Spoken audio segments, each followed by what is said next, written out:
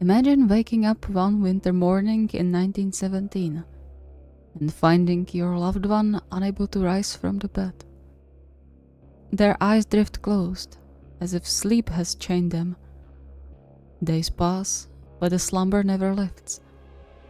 Doctor calls it sleeping sickness, but this is no fairy tale.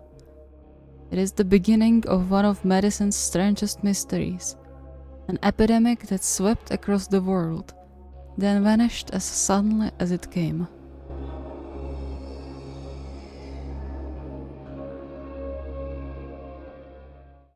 When we think of the great crises of the early 20th century, we usually recall the First World War and the devastating influenza pandemic of 1918.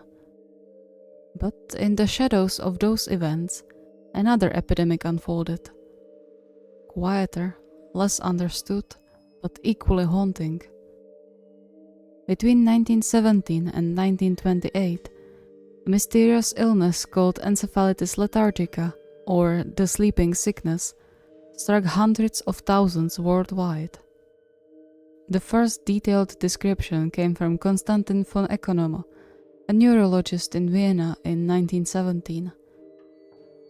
He noticed patients who seemed irresistibly drawn into sleep, but not the normal sleep of rest and dreams.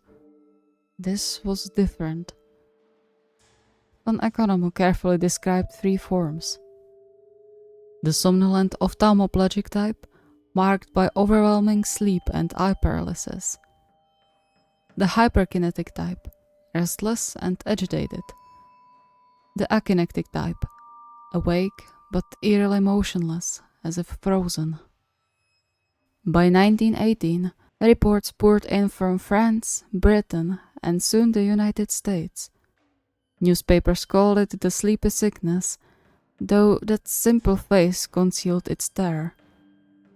Imagine a school where children begin nodding off at their desk, or a factory where the workers collapse into strange, trance-like states. Doctors struggled to explain it. Was it linked to the influenza pandemic, or was it something entirely different?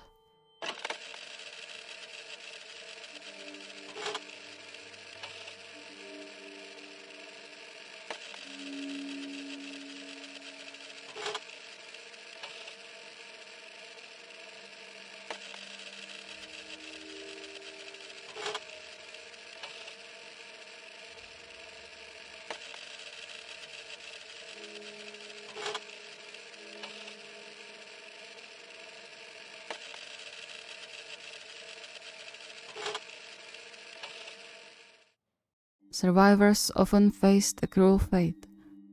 Some slowly recovered, but many developed post-encephalitic Parkinsonism, a state of rigidity and frozen expression. Decades later, neurologist Oliver Sacks would describe these survivors in his book Awakenings, bringing their stories back to life when LDOPA briefly awakened them from their rigid states. And then, as mysteriously as it appeared, the epidemic faded. By the late 1920s, cases declined sharply. After 1930, large outbreaks ceased. To this day, no one knows exactly what caused it. Was it tied to the influenza virus of 1918, a now extinct virus, or the body's own immune system misfiring against the brain? For more than a decade, families, schools, and communities were touched by this strange illness. Yet today, it is barely remembered outside of medicine. If you found this story compelling, consider subscribing for more exploration of mysteries, forgotten chapters in history, and other tragedies of the past. And in the comments, let me know, do you think Encephalitis lethargica was linked to the flu pandemic, or something else entirely?